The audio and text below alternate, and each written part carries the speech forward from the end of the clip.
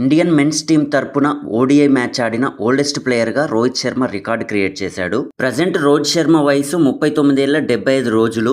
గతంలో ఈ record allrounder అయిన మోయిందర్ అమర్నాథ్ పేరిట ఉండేది 39 ఏళ్ల 36 రోజులుగా.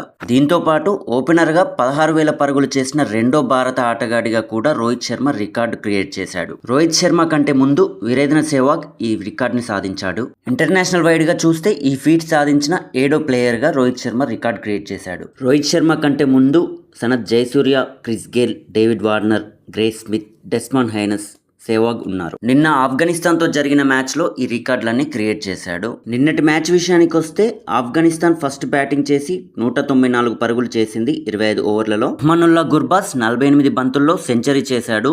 8 సిక్స్లు 8 ఫోర్లతో ఆఫ్ఘనిస్తాన్ హిస్టరీలోనే ఇదే ఫాస్టెస్ట్ సెంచరీ. చేజింగ్లో ఇండియా 22.5 ఓవర్లలో 195 పరుగులు చేసి 7 వికెట్ల తేడాతో గెలిచింది. కంటెంట్ నచ్చితే లైక్ చేయండి. ఇలాంటి ఇంట్రెస్టింగ్ స్పోర్ట్స్ విషయాలని ఎప్పటికప్పుడు తెలుసుకోవడానికి వెంటనే మన ఛానల్ని సబ్స్క్రైబ్ చేసుకోండి.